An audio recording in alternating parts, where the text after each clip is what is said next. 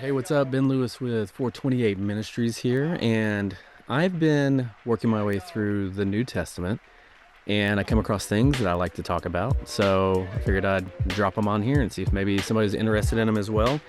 Sometimes doing a little research on scriptures helps it make sense. So let's start with the one that I read today. I'm in the book of Luke, chapter 5, and we're taking a look at verses 33 through 39. So it starts out and it says, one day some people said to Jesus, John the Baptist's disciples fast and pray regularly, and so do the disciples of the Pharisees. Why are your disciples always eating and drinking? Which feels like they're called out. That's kind of messed up by some people who said this. Jesus responded, do wedding guests fast while celebrating with the groom? Of course not. But someday the groom will be taken away from them, and then they will fast.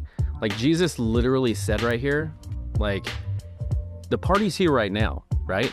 Like, I'm here. It's time to celebrate. One day I'll be taken away. Then it'll be time to fast and pray. He gave him this illustration. No one tears a piece of cloth from a new garment and uses it to patch an old garment. For the new garment would be ruined, and the patch wouldn't even match the old garment. And no one puts new wine into old wineskins, for the new wine would burst the wineskins, spilling the wine and ruining the skins. New wine must be stored in new wineskins, but no one who drinks the old wine seems to want the new wine. They say, the old is just fine. Let's take a look at that and break it down a little bit. So, at first, we're talking about the patch on the old garment. What Jesus is saying is, new cloth shrinks when it's washed. If you patch an old clothing with a new cloth, the patch will shrink and it'll tear the new garment. Jesus' teaching and the new covenant he was bringing could not simply be patched onto the old religious system and their old traditions. The issue wasn't, in this case, the law of God itself, but the human traditions and the legalism built around it. So his message was the kingdom of God that he is bringing, that Jesus is bringing, is something new. It's not a small adjustment to the old system. It is a whole new system. When he's talking about the new wine and old wineskins, just a little cultural background. Wine in the ancient world was stored in animal skin containers. I know that seems very appealing, but new wineskins were, flexible, able to stretch. Old wineskins were dry, brittle, already stretched. When I think about it today, I think about, I coach baseball, so I think about batting gloves. So when you get new batting gloves, this is gonna hit with maybe 20% of you, but when you get new batting gloves, they're flexible, soft, they look awesome.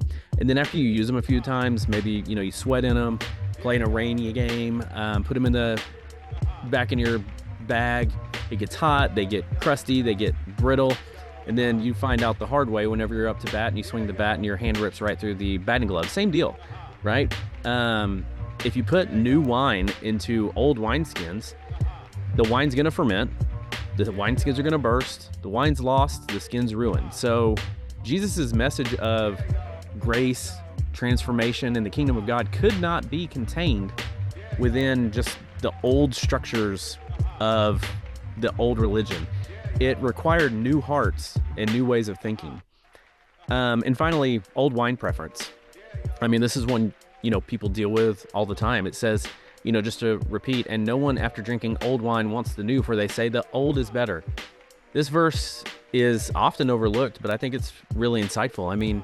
People who are used to the old wine or the old system often don't want new wine. Why? Because they're comfortable with what they know. It's the same with anything, like the good old days, or I don't want to change because I'm used to what I know, I'm familiar with what it is. And this is how a lot of people in the Bible viewed, Jesus' message of salvation.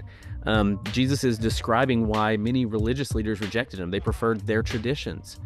They preferred their authority, the familiar system, even though the Messiah was standing right in front of them. Jesus is standing right in front of them. He's saying, I am the way, the truth, and the life. And they still are rejecting it. And I think that's important for Christians to remember as we're going out and trying to, talk to other people and spread the word that if you get rejected, please remember that Jesus was rejected too, and he's literally the Son of God.